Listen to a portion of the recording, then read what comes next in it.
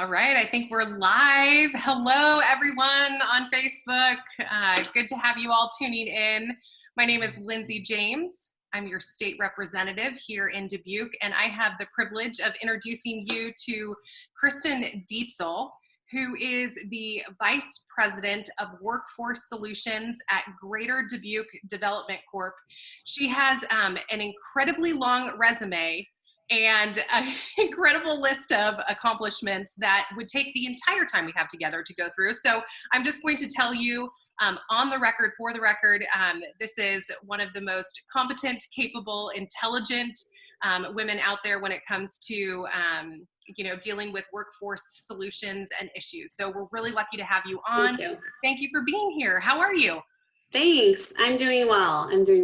Good. Well, thank you. And, everyone who is joining us, feel free to write comments, ask questions. We are going to talk about the Greater Dubuque Development Corp Business Helpline. All of us have been adjusting to a lot of changes during this COVID-19 crisis. And one of the major changes has been within our business communities. And so the Greater Dubuque Development Corporation, and I'll let Kristin get really more into this, is really working with businesses, small, large, self-employed, whatever issues or challenges you may be facing.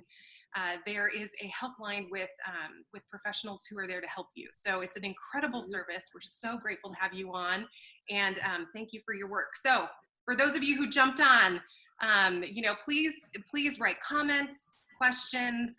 I can see them scrolling through, so make sure that you say hello if you just jumped on. Let us know you're here, and make sure to pose those questions. So before we get into viewers' questions, Kristin, I would love to just ask you some kind of basic questions. So sure. What is, this is kind of a twofold question. What is the Greater Dubuque Development Corporation? And what is the VP of Workforce Solutions? What do you do in the Greater Sure, Dubuque? Absolutely.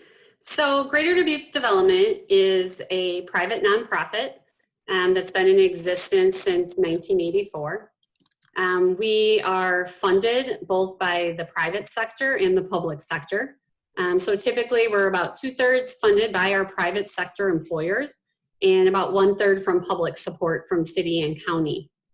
And our mission is really to serve existing businesses in our community. So we have a vice president of existing business, Dan McDonald, who, him and his team make about 300 business calls a year at minimum to local employers to make sure we're in touch with their needs and providing assistance where we can. We have a board of 42, which includes private sector CEOs, and then also, superintendent of schools, our college presidents. So we have a really broad base of clients and support. And in addition to serving our existing businesses, of course, we work to recruit new businesses to the area. So that would be through our national marketing strategy. We do that as a team.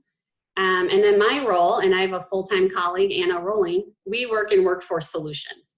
So because we talk to businesses, because we understand that both businesses new to the area and existing businesses recognize that workforce has been their #1 challenge for a number of years, we have a workforce solution strategy in place.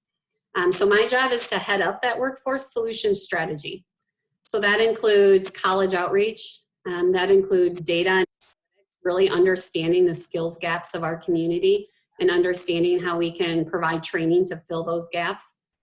I work very closely with the human resources community. We have awesome HR managers throughout the Greater Dubuque area, and we provide support to them. So whether it's programming, information, recruitment, we run accessdubukejobs.com, which is our local job board in partnership with the Telegraph Herald. So that's a really critical tool for both employers and job seekers. And then, of course, we run newcomer services. So we really like to roll out the red carpet to people who are new to the Greater Dubuque area through a number of services such as tours, information and resources for moving to the community, And then Distinctively Dubuque, which is a newcomer program, we typically run 4 times a year for newcomers to interact with each other, network, and learn more about the greater Dubuque area and really have fun moving here. We like to make it an easy transition and positive experience so that hopefully we can retain those individuals into the future. Sure. Yeah, it's pretty comprehensive work that you do. Yeah. You're thinking about all of the barriers to, businesses in the area and then trying to address each of those barriers, which is really impressive. And as you know, I have benefited from Distinctively Dubuque and newcomer services when my family moved here. Yes. Yes. And so I can, we actually, some of our dearest friends have come out of that experience. So and we hear that all the time, which is a goal. We want people to think about Dubuque the way we see it, which is as a great place to have a big life in a small city. And really last year we launched our Big Life Small City campaign to further promote that message of Dubuque. Yes, well, it is very much so sums up the spirit and the heart of Dubuque. So, well, thank you again for all of that work. You have a unique, your role has shifted, I can imagine, somewhat. Absolutely.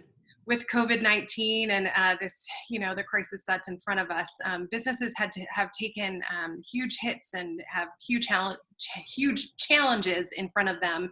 Can you describe for us what you're seeing and hearing from the business community? What are their challenges? Yeah, our job in Workforce Solutions really turned 180 degrees overnight. It felt like probably in a week. But really, we've been experiencing pretty critical workforce shortages in the greater Dubuque area for a number of years. We were very strong coming out of the last recession, really large job growth numbers, and we've been enjoying a workforce of, over 60,000 individuals in Dubuque County for some time now. And with the COVID-19 crisis, we've really shifted to helping impacted workers who are experiencing layoffs, experiencing furloughs, reduced hours, loss of businesses, loss of jobs, and, really a fearful time for many people. So, we've been tracking weekly the unemployment claims made from Dubuque County. Those have just been staggering. They've been like nothing that's ever seen before. So while our official unemployment rate for March was, I believe, 4.1%.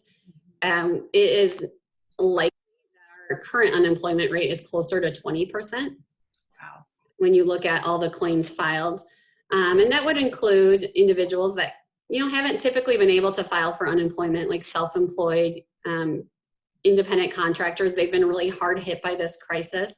And then in our region, healthcare sector has experienced the most layoffs, followed by that self-employed group. And then of course, food service, accommodation, and retail, and now manufacturing are all, we're really seeing really high unemployment figures from those industries. So our job has shifted from filling those to really putting a strategy in place to make sure people that do want to seek new employment are able to connect with the employers we have, many employers we have who are still hiring. And also to look at how we can assist our employers now that are working under completely new conditions. Yes. Everything looks different, internships, onboarding, recruitment. So how do we assist them in shifting from a really strong face-to-face model to a virtual model? And then how do we ensure ongoing safety of those employees who remain at work or return to work? Yeah. Yeah. So it's pretty important work because you're looking at it from both angles, from, both the business angle, but also the worker angle, and making sure that, people are safe and have the resources they need during this time. Because there's a lot of fear out there and frustration and, the vital service. So you do this primarily, tell us how you do this primarily. Is it with the business helpline? Can you describe that for us? Sure. So as I said, Workforce Solutions, so Anna and I work very closely with our education community from K-12 through higher ed, and then our HR community. With the COVID-19 crisis, we've shifted as an office, and we're all really taking responsibility related to COVID-19. So it's kind of become an all hands on deck. How do we assist our businesses? How do we assist our workers? How do we continue to provide relevant services, and how do they look different? So the business helpline really came out of the realization that there were some businesses that needed help who we didn't have a strong relationship with going into this. There were others that the calls were just coming in so fast and furiously, both to the Small Business Development Center, who shared office and reception services with us at Greater Dubuque Development, and then with our office. And so we worked with Northeast Iowa Community College. They host the Small Business Development Center of Northeast Iowa. We worked with the SBDC and then our staff, and we said, we really need to have a triage line for businesses to call where we can quickly, they're not going to go to a voicemail, they're not going to sit in an inbox. We needed a place where they would get service quickly and would be triaged to areas of expertise. So that's really how the business helpline was born. It launched, I believe, around March 25th. And the goal initially was to assist small businesses to make application to the Iowa Economic Development Authority's Relief Fund. That grant came out with a very short deadline. They had to be submitted by March 31st, and we had businesses that needed help navigating that. So that's how the helpline was born. The helpline number, I'm just going to say 563-588-3350. It remains active. It's remained active every Monday through Friday since, and has assisted now well over 500 businesses. Wow. And so I could, if I have a business and I'm running into issues, I have a question about any kind of local, state, or even federal resources, I can just pick up my cell phone and I can call you. Who's on the other end? Are you on the other end? So we've had at most 17 counselors and staff available. So these are staff that work at NICC and have expertise through their business and community solutions department. Staff from Greater Dubuque Development, including Anna Rowling from our workforce team, Dan McDonald from our existing business team. And then there are staff from East Central Intergovernmental Agency, ECIA, that have expertise through their business growth sector. So working with businesses on revolving loans and SBA loans. And Amy and Greg take the calls. They're extremely competent, kind, helpful people. And then they will transfer that business they'll answer the question if they can. If the business needs additional assistance, they'll transfer them to either a small business counselor or a staff person that has expertise in that area. Or we will dig in and find that resource and get back to the employer. Wow. Now, is this a free service? Do you have to be a member of Greater Dubuque Development Corp? Do you have to pay money to get this kind of counseling? Yeah, it's absolutely free.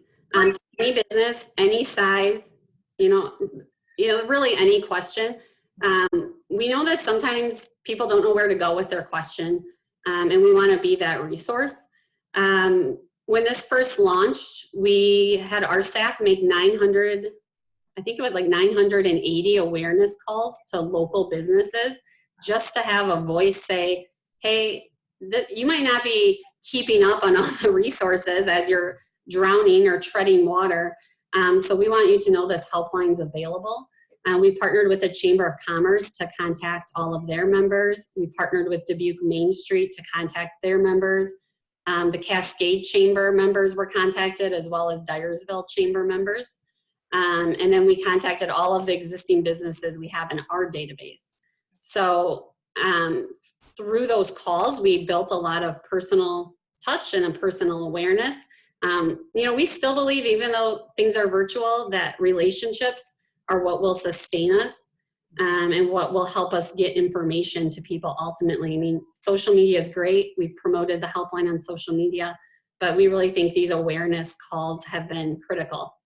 So yes, it's free. You do not need to be an investor in Greater Dubuque. You do not need to be a member of any other business organization. Great. Well, and I think there's something to say about the personal relationship connections that are vitally important, but also every circumstance is so unique. So having someone who can actually walk through your particular business issue and challenge is really, really wonderful. Exactly, because anybody can download a PDF and anyone can read the instructions on some of these incentive funds, but it's pretty complicated. And I don't know if you've looked at the Paycheck Protection Program loan materials. It's very confusing. It's difficult to wade through. It's difficult to interpret. And they're still updating guidance and FAQs from the Department of Treasury.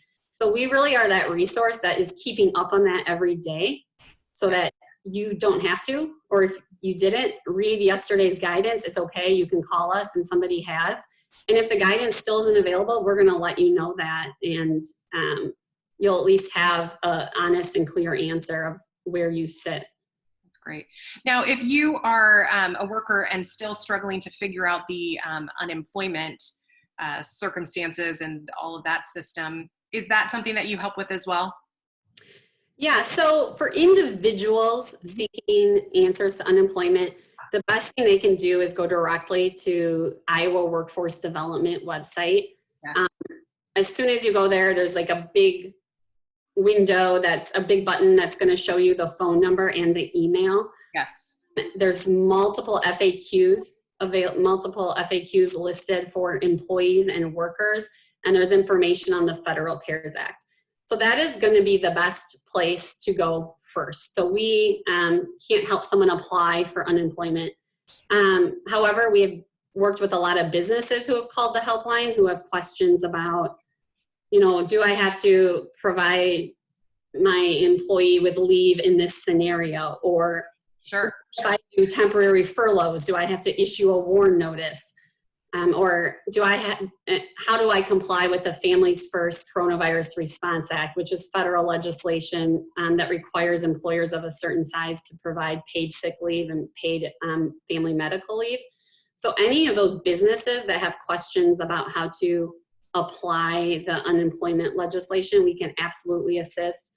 We have worked with a lot of self-employed and independent contractors navigate unemployment because typically they're not eligible. Nonprofits typically aren't eligible, but under the CARES Act unemployment support, they are eligible. So, we've done a lot of that. And then we also have connections with folks at IWD. So if it's a question that you don't see is answerable based on the resources available, we might be able to get an answer a little bit more quickly than sitting on that helpline at IWD. Yeah, I hear a lot of people who are calling that either have difficulty getting through or, it's a long wait there too. So, and then just, for those of you who are viewing now too, you also can reach out to me for unemployment questions or issues if you're having a, issue with the system, and I can try to, reach out as well and help with that too. So my email is, if you Google me, it's all over the place. So is my cell phone. Call me on my cell phone, email me on my legislative address, call Kristin at the helpline. So absolutely. I did see there is a viewer question that popped up here. I want to pause and take any more, viewer questions right now, but I do have some more helpline specific questions as well. So we'll return to those, but Michelle Grace, thank you for your question. She asks, what advice would you give to students who cannot do an internship this summer? Any resources? Oh, interesting. My heart really goes out to these college students right now, both the graduates and then those who are really looking forward to doing that internship this summer. So we've been exploring this as well at Greater Dubuque because last year we launched an internship program, which was a series of networking events for interns. And because of social distancing recommendations, it didn't seem wise to hold 60-some college kids interns together for these events. So we're right now exploring virtual options. And what I've learned in talking with many of our employers who typically host interns is a lot of them still are. So some are actually doing virtual internships this year. Wow. Some, yeah. So that's kind of a cool thing. They're testing it. And that's going to be a totally different experience. Right. So as that college student, you're not going to have that same networking necessarily through a virtual, that office experience, but I still think it's a really valuable experience. And there are many companies who, might be companies that have remained open. They are also doing on-site internships. So accessdubukejobs.com has a distinct internship portal. So right at the top, there's a menu and you can click internship portal to see the internships available in this area. I will say there's fewer. So many companies have decided to do a smaller internship group, or like I said, move it virtual. So there will be fewer internships this summer, but we have not seen a stoppage of internships. Now, as a student, you have other concerns because you might have parents saying, I don't really want you going to work in a busy, crowded office right now. So if personally you've decided to not pursue an internship, I would just keep your options open for fall internships, for other ways to connect with employers. Many of our employers participate in mock interview programs at the area colleges. So I know Anna from our office has just done that for students at UD and Clark. Oh, good. And the other thing I'll tell college students as you're seeking employment or an internship, actively seeking one, you can always contact Anna Rowling at Greater Dubuque Development. So if you Google us, and you'll find our staff listing, and Anna's on there. Otherwise, it's Anna R at greaterdubuque.org. She will assist college students one-on-one who have some of those unique situations. And we'll work with our HR contacts to see if we can find a good fit for college students. That's great. That's great. Well, I want to ask another question, kind of shifting back to the business line. We have a few more minutes together, not too longer, but we have a few more minutes together. So we've kind of seen a shift from, the businesses, who are closing, temporarily because of the situation, now to conversations about what does it look like to reopen.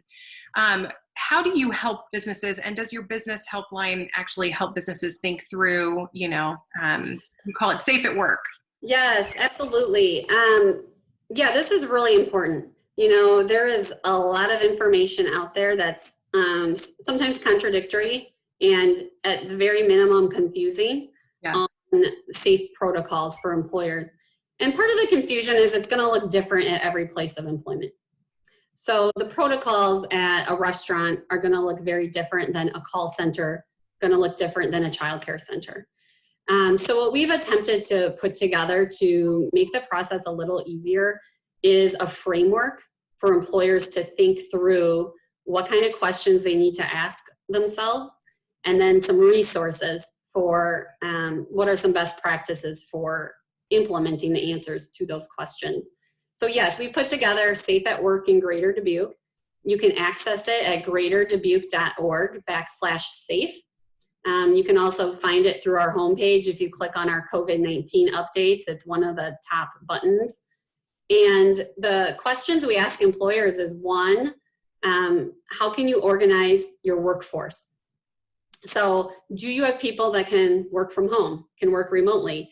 Obviously, removing people from the office is the #1 safety protocol you can do. Number two, how do I organize my workspace? So for employees that have to be on site, how can you maintain social distancing? How do you stagger shifts? How do you separate work areas? Maybe closing break rooms, that type of thing. The third is, how do I monitor my workspace to make sure it stays safe? So think about the cleaning protocols you need, screening protocols, protocols for visitors, customers, supply chain, all of that. And then finally, what do I do if there is an outbreak? So those are the 4 questions that our Safe at Work resources guide businesses through. All of the guidance we provide is from the Iowa Department of Public Health or the CDC.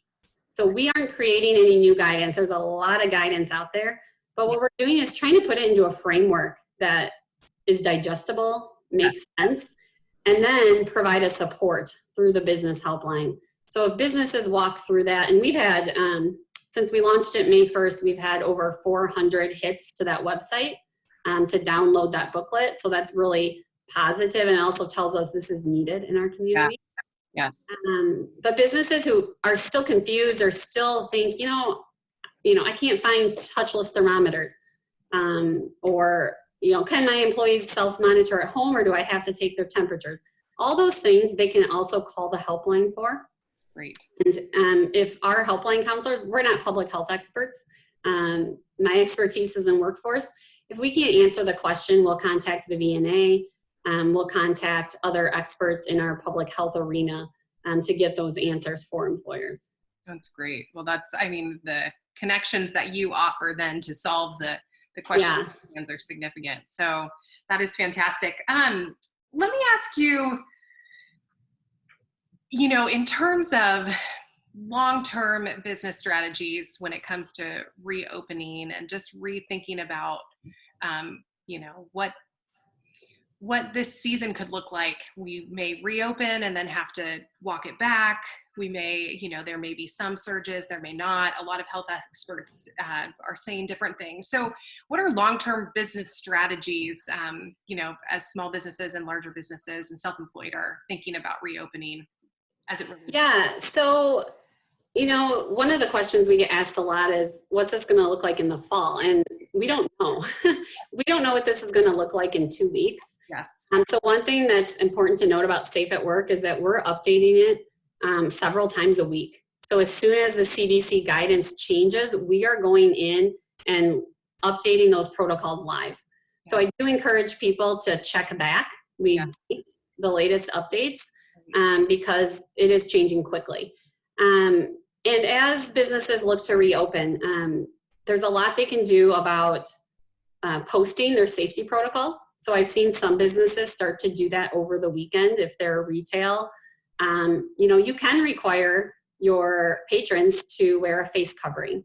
You can limit how many people come in your door at a time.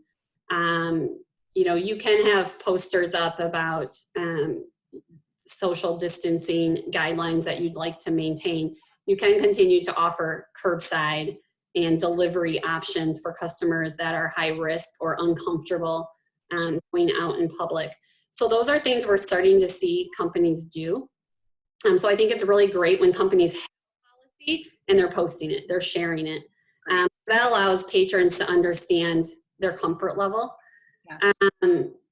I would say, also remote work. Right now, data I looked at, about 62% of salaried workers were working remotely in April.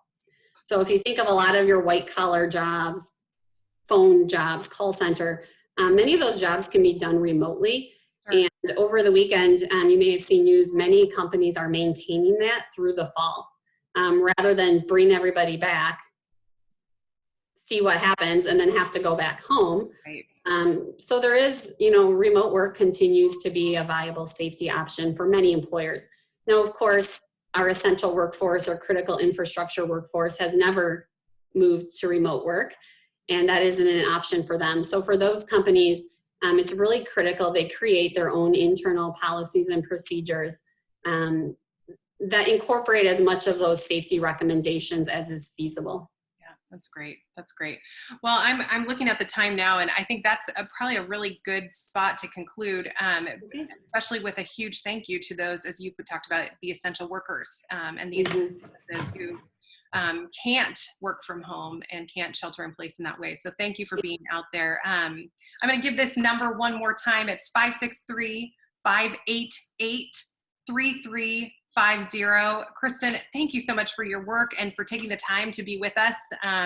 Thank you for having me. Yeah, and I love talking about this stuff. So anytime, and you're welcome to direct any questions to me. Good. Well, I've got your number now.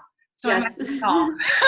So sounds good. Yeah, thank you so much. And then for all of those who are viewing out there, this upcoming Wednesday, we have City Manager Mike Van Milligan and Public Health Specialist Mary Rose Corrigan, who will be joining us live to talk about COVID mitigation strategies. So how the city is working to stop the spread of the coronavirus. So that will be another important one to tune into. But again, Kristin, thank you so much for your work and thanks for joining us today.